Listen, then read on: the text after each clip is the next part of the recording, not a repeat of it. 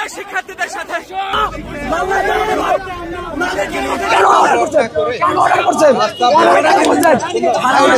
সমাধান করতেছিলাম না, সমাধান করতেছিলাম না।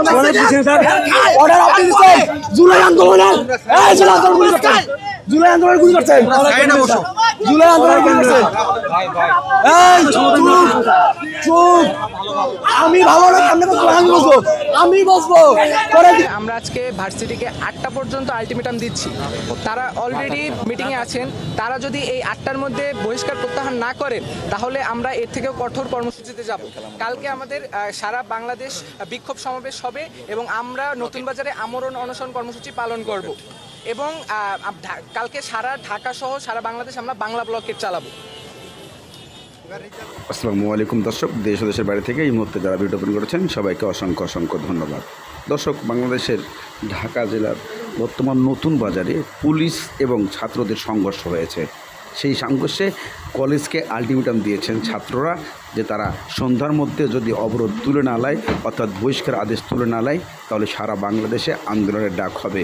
এদিকে পুলিশ কড়া হুঁশিয়ারি দিয়েছেন, আন্দোলনে নামলে আবারও তাদেরকে গণধোলাই দেওয়া হবে।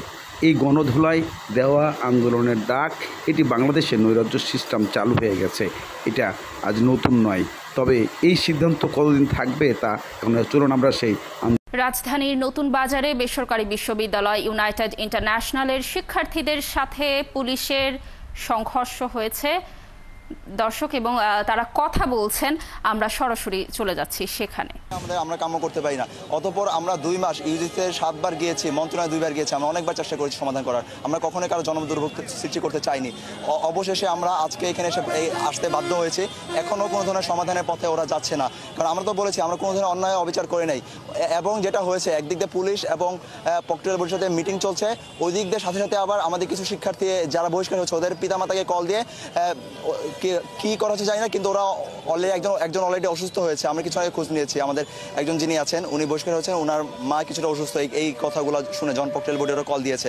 সো আমরা এখনো বুঝতে পারছি না ওরা কি করবে। সো আমার কাছে আমরা যেটা বুঝতে পারছি, আমাদের এই আন্দোলনটা দীর্ঘায়িত হবে। আমরা যেটা প্ল্যান করছি, আমাদের পরবর্তী যেই কি পরিকল্পনা সেটা হচ্ছে আমরা ব্রিফ করবে হচ্ছে ফায়েজ খান। আমাদের পরবর্তী পরিকল্পনা হচ্ছে আমরা আজকে ভার্সিটিকে 8টা পর্যন্ত আলটিমেটাম দিচ্ছি। তারা অলরেডি মিটিংয়ে আছেন। তারা যদি এই 8টার মধ্যে বহিষ্কার প্রত্যাহার না করেন তাহলে আমরা এর থেকেও কঠোর কর্মসূচিতে যাব। কালকে আমাদের সারা বাংলাদেশ বিক্ষোভ সমাবেশ হবে এবং আমরা নতুন বাজারে আমরণ অনশন কর্মসূচি পালন করব এবং কালকে সারা ঢাকা সহ সারা বাংলাদেশ আমরা বাংলা ব্লকেট চালাবো।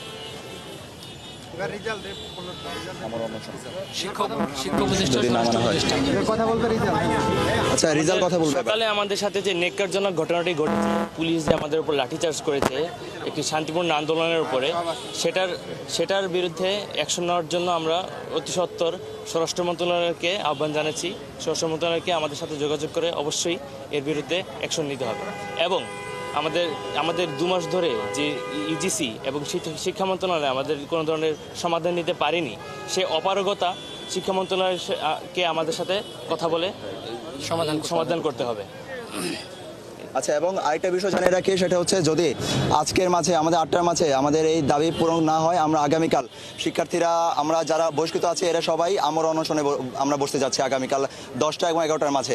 এবং সাথে সাথে সারা বাংলাদেশের সব জায়গায় কালকে বাংলা ব্লকেট পালিত হবে এবং সারা প্রাইভেট ইউনিভার্সিটির সবাই রাস্তায় নামবে। কারণ আজকে ইউএর উপর যে নির্যাতনটা হচ্ছে, এটা আমি বলে দিতে পারি, যদি আমরা আজকে ব্যর্থ হই প্রত্যেকটা প্রাইভেট ইউনিভার্সিটির উপর এই নির্যাতন নেমে আসবে। কারণ আমি মদতপুষ্ট সবাই, আওয়ামী লীগ মদত পুষ্ট এই প্রত্যেকটা প্রাইভেট ইউনিভার্সিটি চলেছে, এটা আপনারা সবাই খোঁজ নিয়ে জানবেন।